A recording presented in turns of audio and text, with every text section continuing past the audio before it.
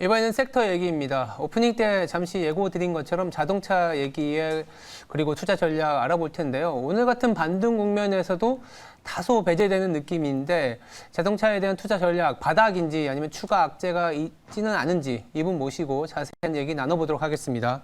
이베스트 투자증권의 유지웅 자동차 담당 애널리스트입니다. 안녕하세요. 네, 안녕하세요. 네. 요새 고민이 많죠. 연간 전망부터. 네, 그렇죠. 그리고 오늘만 놓고 보더라도 자동차는 상당히 약한 모습이다 보니까 이렇게 강한 랠리, 뭐 반등 랠리긴 하지만 에서도 배제되는 거는 여러 가지 이유가 있다. 이런 내용들이 나오는데 그중에 가장 대부분의 사람들이 알고 있는 게 반도체 쇼티지에 의한 만들고 싶어도 못 만드는 상황인데 그렇죠. 어떻게 매출이 나오겠느냐 이런 거거든요. 어떻게 되고 있어요? 이게 반도체 쇼티지가 이제 완화될 거다라는 얘기가 있는데 여전히 시장에서 좀 우려하는 목소리도 있습니다. 네, 일단은 지금 이제 자동차용 반도체 생산 수급에 대해서는 완화 기조가 맞습니다. 이제 작년 이제 올해 이제 3분기를 이제 고점으로 해서 4분기부터는 이제 점진적으로 완화가 되는 거는 맞는데요. 네. 아마 이제 그 눈높이의 차이를 좀 이제 설명드리는 게 이제 중요할 것 같아요. 3분기에는 전 세계적으로 한 380만 대 정도가 이제 생산 차질로 잡혔었습니다. 그래서 네. 4분기에는 지금 이제 글로벌 전망기관들이 이제 예측을 하고 있는 거는 여전히 한 300만 대 정도 예측이 되고 있습니다. 그래서 3분기 대비로는 이제 완화가 되는 게 맞는데 올해 2분기나 1분기 대비로는 이제 여전히 절대적으로는 좀 높은 이제 수치다라고 보시면 될 것 같고 이제 최근에 글로벌 반도체 업체들도 이러한 현상들이 내년 연말까지 가더라도 쉽사리 이제 해결이 된다라고 전망을 하지는 않고 있어요. 그래서 이제 객관적으로 절대적으로 봤을 때는 아직까지 문제가 존재하는 게 맞다라고 해석을 할 수가 있습니다. 근데 저희가 이제 봤을 때는 이제 3분기부터 사실 이제 이런 생산 차질로 인해서 실적이 굉장히 악화될 거다라고 이제 시장이 좀 우려를 했었는데 사실 이제 글로벌 다른 자동차 업체들에서도 나타났듯이 3분기 실적은 꽤 잘 나왔습니다. 그래서 현대차 같은 경우에도 예상치 수준은 이제 시장 기대치 정도는 나온 상황이고요. 그래서 저희가 판단하기로는 4분기에는 절대적으로 생산 차질이 좀 발생하는 구간이기는 하지만 점진적으로 전분기 대비로는 이제 완화되는 모습이 꽤 뚜렷한 상황으로 나타나고 있기 때문에 주가는 이제 저점을 지나고 있다라고 이제 판단을 하고 있습니다. 주가는 저점을 지나가고 있다라는 얘기를 했는데 저도 이제 여러 자료를 통해서 보다 보니까 글로벌리 공급망 훼손이라든지 네. 그리고 다소 이제 긍정적으로 보시는 분들은 미국이나 전체 소매의 재고 내지는 글로벌 기업들의 재고 아니면 그 도매상들의 재고를 보면 유독 많이 하락한 게 자동차 쪽이거든요. 네. 그렇죠. 자동차는 만들지 못했으니까. 그렇죠. 네. 근데 이제 낮은 재고가 좋게 보시는 분들은 이거 어떻게든 나중에 재고 재축적을 통해서 판매가 늘어날 수 있는 즉 그러니까 자동차를 메이커들 입장에서는 계속 판매가 일어난다 이렇게 보시는 분들도 있고. 네. 저는 하나 또 고민인 게 뭐냐면 우리나라만 만들겠냐. 다른 나라도 같이 만들면서 우리나라 점유율도 빠질 수 있는 거 아니냐. 이런 고민도 있거든요. 그래서 종합해서 낮은 재고가 어떻게 갈지 그리고 자동차의 그렇다면 턴어라운드 시점이나 아까 주가는 저점을 다져가고 있다고 하지만 이 정도에 대한 코멘트 좀 부탁드립니다. 예, 이제 재고에 대해서 사실 여러 가지 해석이 있죠. 항상 맞아요. 이제 적어도 좋고 많아도 좋고 이제 두 가지인데 지금 이제 낮은 자동차 산업 재고에 대해서는 일단은 이제 긍정적인 면을 먼저 말씀을 드려보면 자동차 산업의 구조가 이번 사태를 계기로 해서 크게 바뀌게 될 것으로 저희는 판단을 하고 있습니다. 그렇죠. 즉 이제 완성차 업체들이 지난 몇 년간 계속 할인 판매를 많이 이제 지속해 왔었는데 그러한 이제 구조에서 해방될 수 있는 이제 유일한 그런 기회가 될 거고 그 얘기는 재고가 많으니까 할인을 하는 거잖아요. 그렇다면 재고를 강하게 쌓는 그 이슈도 아닌 거일 수도 있는 그렇죠. 거네요. 재고를 지금 쌓을 수도 없거니와 여기서 이제 이 상황이 좀 지속이 된 지 지금 꽤 됐잖아요. 그쵸? 사실 이제 이미 1년 이제 넘었죠. 그쵸? 거의 이제 1년이 넘어가고 있는 상황이기 때문에 자동차 업체들은 이제 대응을 하기 시작을 했고 대응이라는 거는 이제 믹스를 많이 올린다던가 그렇죠. 이런 거는 이제 고부가 가치 차량에 대한 비중을 현격하게 늘리는 그런 이제 집중 전략을 사용을 하고 있는 것 같고요. 현대기아 같은 경우, 현대차 같은 경우만 보더라도 최근에 이제 10월달 판매 실적을 이제 면밀히 살펴보면 고부가 차량 이제 제네시스의 생산이 좀 이제 집중해서 올라온 부분들을 확인할 수가 있고, 그다음에 아이오닉 5 같은 이제 현대차가 앞으로 실제로 이제 볼륨을 이제 늘려 나가야 되는 전기차에 대한 이제 생산 확대 여부를 좀 많이 늘려놓은 것을 확인할 수가 있습니다. 즉 이제 아이오닉 5 생산이 좀 많이 올라왔습니다. 그래서 이러한 트렌드가 아마 이제 4분기뿐만이 아니고 내년까지는 이제 지속이 당연히 되는 것으로 볼 수가 있습니다. 하지만 이 차종들이 크게 판매량이 올라온다 하더라도 전체 판매량이 올라오는 것을 의미하지는 않습니다. 그래서 자동차 업체 입장에서는 소위 말하는 이제 평균 판매 단가죠, ASP가 올라오면서 수익성을 개선하는 그런 이제 구조로 가게 될 거고요. 특히 이러면서 이제 이 브랜드에 대한 이제 인식이 올라가거나, 즉 이제 소비자의 평가가 좀 올라가게 되는데, 아까 우려하신 거대로 언젠가는 이제 재고가 좀 더 올라오겠죠. 그때도 이러한 이제 고부가 가치 차량에 대해서 할인 판매를 하지 않고 팔 수 있는 구조를 만들어낼 수 있는 업체가 아무래도 이제 장기적으로 마켓 시어를 올려갈 수 있는 그런 업체다라고 볼 수가 있고요. 전기차 진영에서는 이제 이미 이제 테슬라가 이런 역할을 하고 있죠. 전기차 얘기하셔갖고 이제 보통 지난주까지만 하더라도 이 주식시장의 빌런이라고 하면 NFT였잖아요. 네. 전기차, 그러니까 이제 자동차만 이렇게 따로 보면 전기차라는 그 네이밍이 안 들어가면 철저히 배제가 되거나, 아니면 전기차와 관련된 모멘텀이 나오면 우리나라에서도 엄청난 이제 수익률을 이제 보여줄 수 있는데, 최근에 이제 전기차와 픽업 트럭 관련된 리비안이 상장을 했지 않습니까? 그렇죠. 그러면 딱 놓고 봤을 때 우리나라 완성차가 이런 리비안과 관련된 상장 수혜를 받을지, 아니면 우리나라가 상대적으로 조금 약간 전기차와 관련된, 물론 진행은 하고 있지만 좀 배제되는 거에서 좀 재평가가 좀 더 지연이 되는 건 아닌지, 이런 좀 고민이 좀 필요하거든요.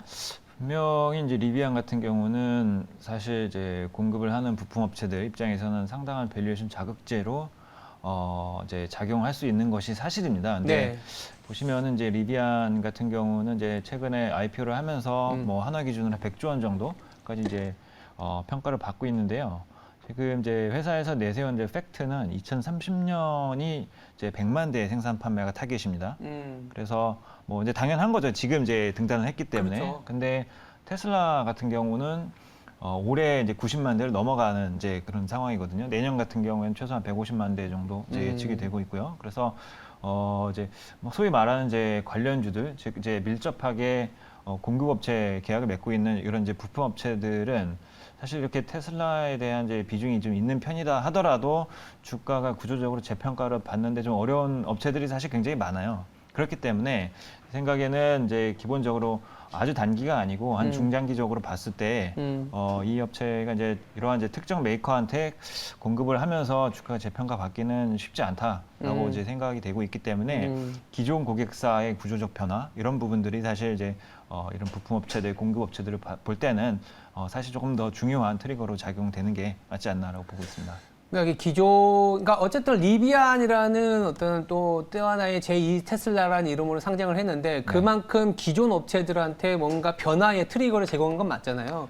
그렇다면은 이제 맞습니다. 전기차로 한정 지으면 어떤 전략이 필요하고, 거기서 우리가 무엇을 봐야 되는지 포인트가 좀 있을 것 같아요. 최근에 이제 현지화 전략이 또 중요하다는 얘기를 말씀을 많이 하시잖아요.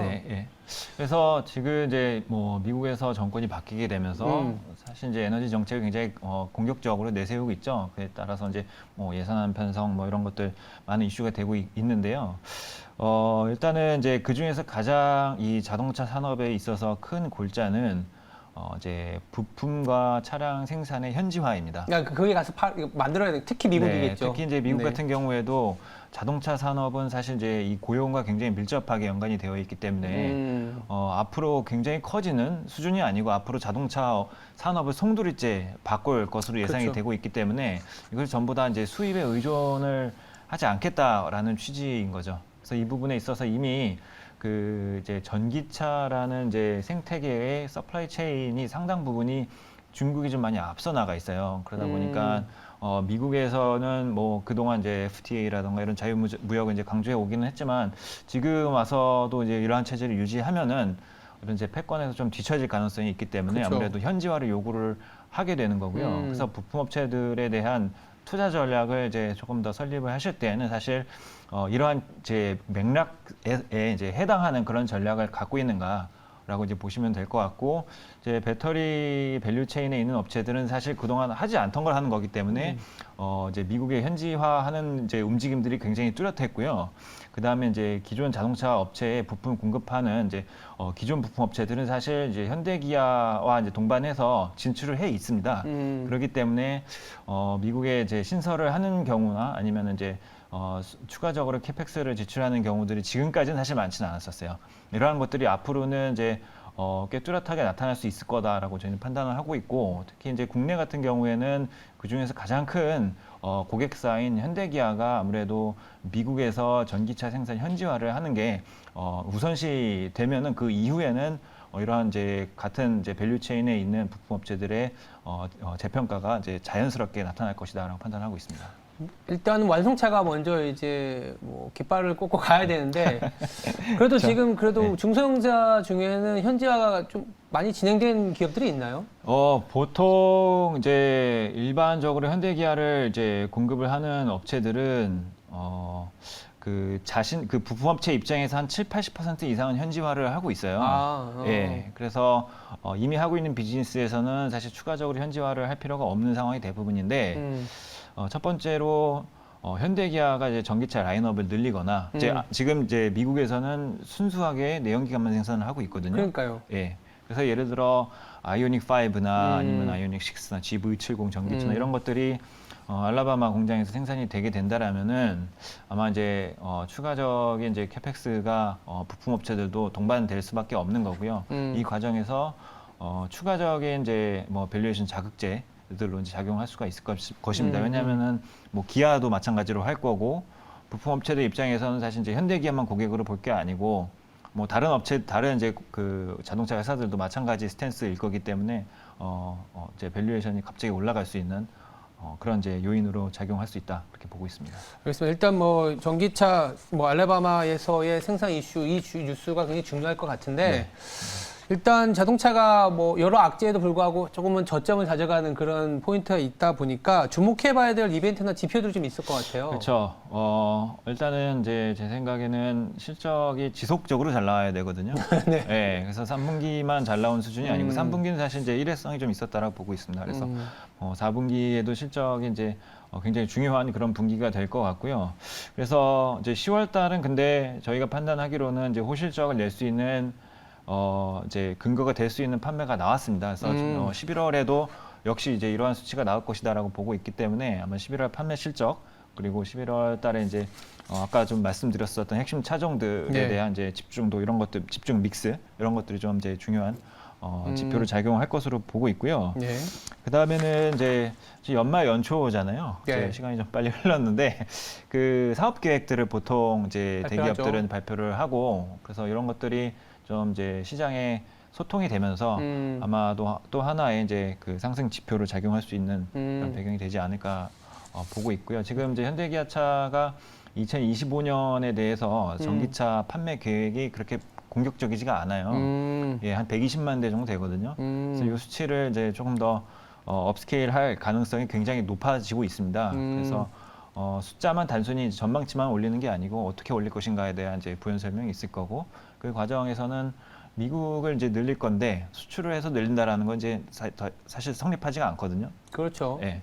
그래서 그런 것들에 대해서 흔적들이 하나둘씩 나올 거기 때문에 기본적으로 4분기에 대한 실적이 좀 뒷받침되는 그런 구간이다라면은 주가상으로도 좀 업사이드가 있는 그런 상황이다라고 판단하고 있습니다. 일단은 주가는 실적 베이스로만 놓고 보면은 뭐 장기적으로 보면 바닥을 잡아가는데 네. 이 업사이드라고 하죠. 상방향의 탄력은 미국에서 얼마나 빠르게 캐파를 늘려가느냐. 그렇죠. 특히 전기차. 네, 맞습니다. 이렇게 정리할 수 있겠습니다. 그런 뉴스를 계속 쫓아가면은 자동차에 대한 모멘텀을 조금은 우리가 쫓아가지 않겠나라는 생각은 하고 있습니다. 네, 지금까지 이베스트 투자증권의 유지웅 애널리스트였습니다. 감사합니다. 네, 감사합니다.